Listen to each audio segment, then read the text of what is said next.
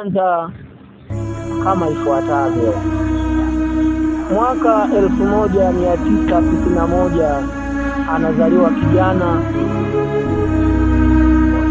ambaye ni mtoto pekee katika familia ya ukoo wa Mzee Mazuri. Kijana ambaye Mwenyezi Mungu alimbariki na akampa uwezo mkubwa katika ulimwengu. Alipozaliwa kijana yule, ilikuwa ni furaha katika familia na sherehe kubwa sana.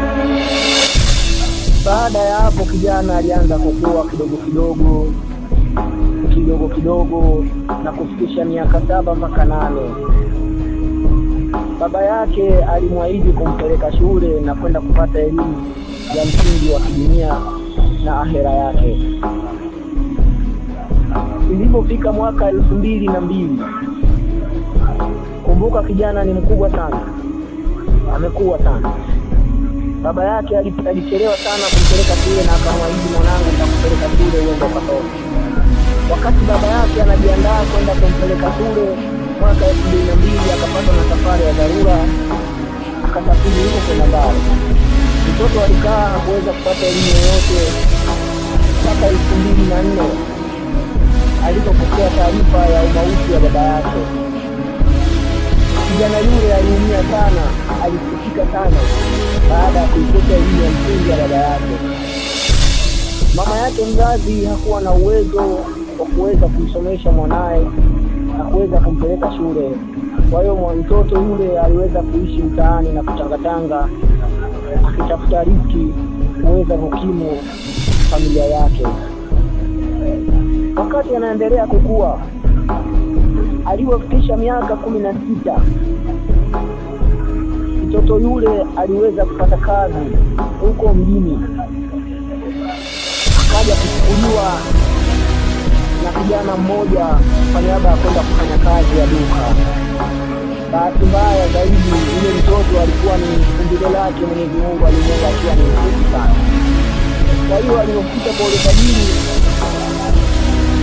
akasema huyu kijana bado ni mdogo, sawa umri alikuwa ni mkubwa. Kwa hiyo kuna baadhi ya vitu hataweza kuvimudu. Kumbuka kijana hajui kusoma wala kuandika, lakini Mwenyezi Mungu amemjalia upeo mkubwa sana katika hii dunia.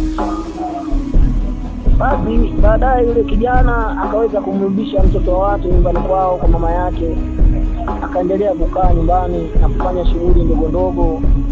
Siku moja akatokea mama mmoja anayetafuta mfanyakazi.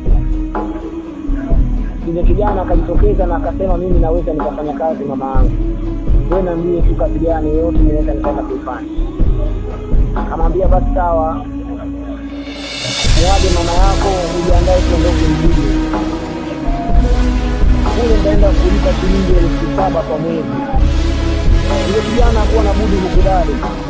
Ilibidi akubali aondoke na yule mama kwenda kuangalia kazi gani anaweza kaifanya. Kweli alipofika kule, yule mama akampatia kazi ya kuuza maandazi, kutembeza maandazi barabarani. Akaweza kuifanya kwa mwezi wa kwanza, hakuweza kupata malipo yoyote. Mwezi wa pili hakuweza kulipa malipo yoyote. Mwezi wa tatu akasema, hata hii kazi naifanya haina manufaa na mimi, ngoja niondoke nirudi nyumbani. Yule kijana akaweza kuondoka na kurudi nyumbani kwa mzazi wake. Alipofika nyumbani pale, mama yake akampokea, akamuuliza vipi huko mjini, kuna kitu gani kilichotokea?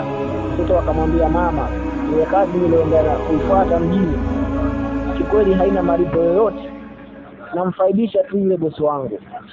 Basi mama akamwambia mwanae, mwanangu kaa hapa, utaendelea kufanya shughuli za nyumbani na utaendelea kunisaidia kwenda shamba na kazi nyingine ndogo ndogo. Mtoto akaendelea kufanya kazi za nyumbani ndogo ndogo. Baadaye akatokea tajiri mwingine, akamtuma kijana basi